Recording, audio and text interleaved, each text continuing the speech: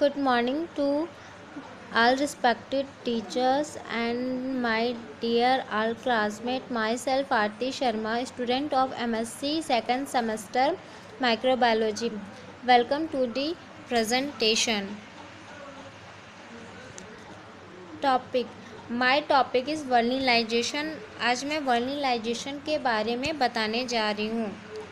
Content introduction.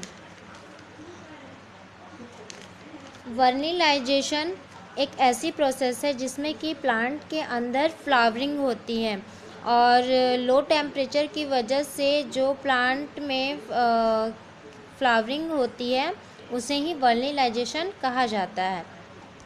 Temperature हर plant के लिए अलग अलग होता है, मतलब किसी भी प्लांट के लिए टेम्परेचर फिक्स नहीं होता है। मोस्टली जो लो टेम्परेचर फिक्स्ड होता है वो 0 से 10 डिग्री सेल्सियस तक होना चाहिए और अलग अलग प्लांट अलग अलग टेम्परेचर वेरी करता है।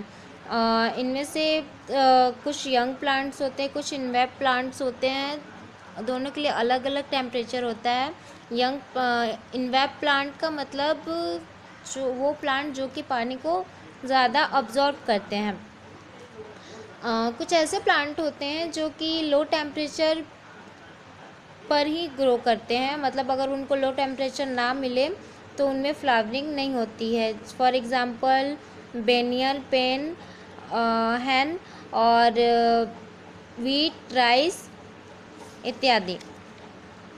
इसके अलावा जब लो टेम्परेचर प्लांट को मिलता है तो ये क्या करते हैं, फ्लावरिंग को प्रमोट करते हैं और ड्राई सीड्स जो होते हैं वो कोल्ड ट्रीटमेंट को रिस्पॉन्स नहीं देते हैं। और वर्निलाइजेशन में क्या होता है कि इसमें एक वेरिनिलिस नामक हार्मोन्स का यूज़ होता है। डेफिनेशन।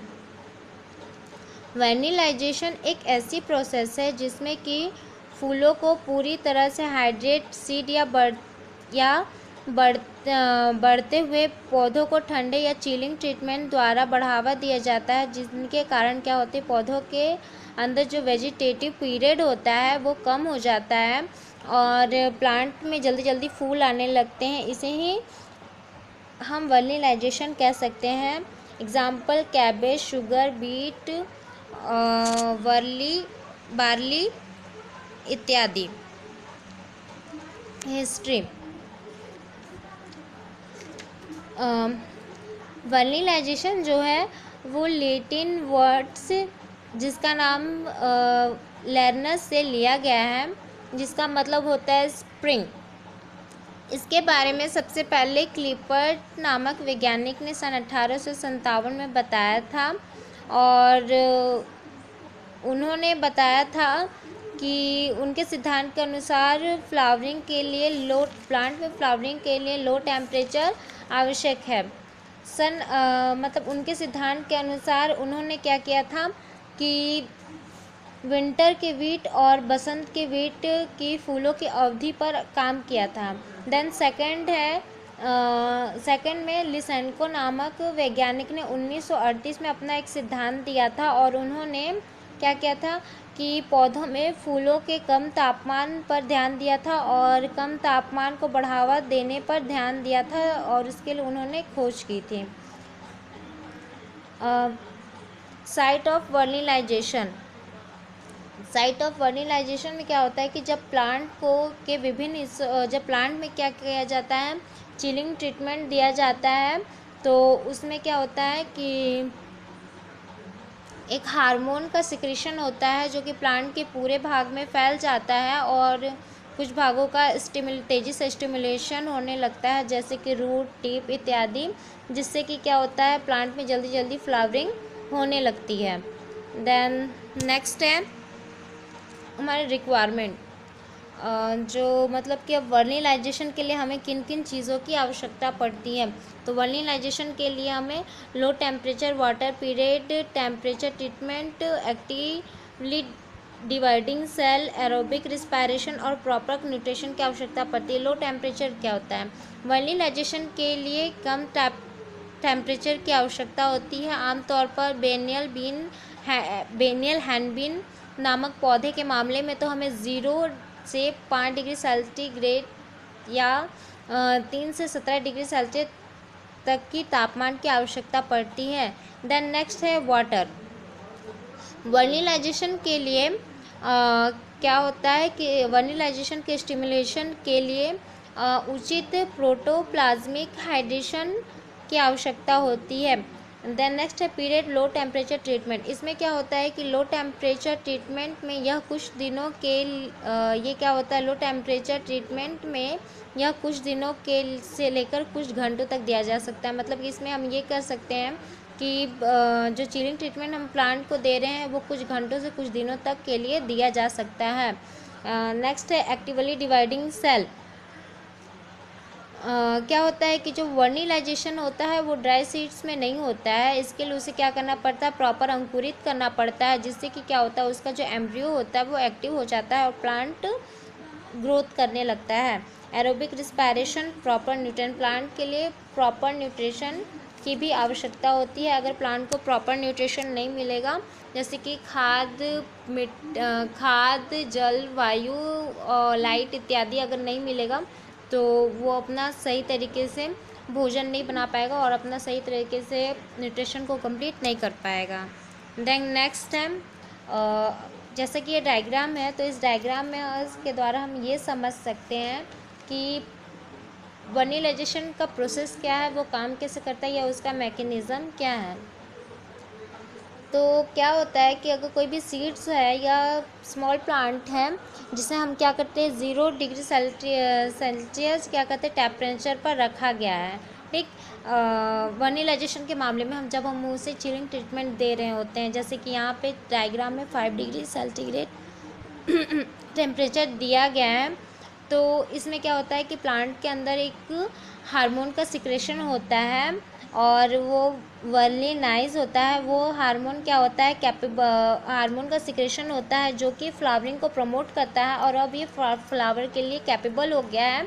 अभी हम इसे वर्निलाइज सीड कह सकते हैं, वर्निलाइज प्लांट कह सकते हैं। लेकिन अगर दूसरी ओर हम क्या करते हैं कि अगर इसका टेम्परेचर थोड़ा सा बढ़ा देते हैं या फिर पहले से ही ये इसका जो हाई टेम्परेचर होता है जिसमें कि क्या होता है कि इसमें फ्लावरिंग स्टॉप हो जाती है और फ्लावरिंग नहीं होती है। तो इस तरीके से हम इसके मैकेनिज़्म या फिर इसके प्रोसेस को समझ सकते हैं। देन नेक्स्ट है मैकेनिज़्म। तो वर्निलाइजेशन का जो मैकेनिज़्म होता है उसको दो अलग अलग वैज्ञानिकों ने दिया था। इसीलिए इसकी क्या है 2 थ्योरीज़ हैं। तो जो इसकी पहली थ्योरी है वो है फेसिक डेवलपमेंट थ्योरी। की फेसिक डेवलपमेंट थ्योरी होता क्या है? तो फेसिक डेवलपमेंट थ्योरी को लेसेनको नामक वैज्ञानिक ने 1934 में प्रस्तावित किया था और इनके सिद्धांत के अनुसार जो प्लांट के डेवलपमेंट के में जो सीरीज़ होती है, सीरीज़ की एक चेन होती है, ठीक। तो प्रत्येक चेन में क्या होता है, जो प्रत्येक चेन होता है वो इन्वायरमेंटल फैक्टर से क्या होता है प्रेरित होता है। मतलब कि वो उसको प्रेरित करता है इन्वायरमेंटल फैक्टर। जैसे कि हम एग्जांपल में टेम्परेचर, लाइट ले सकते हैं।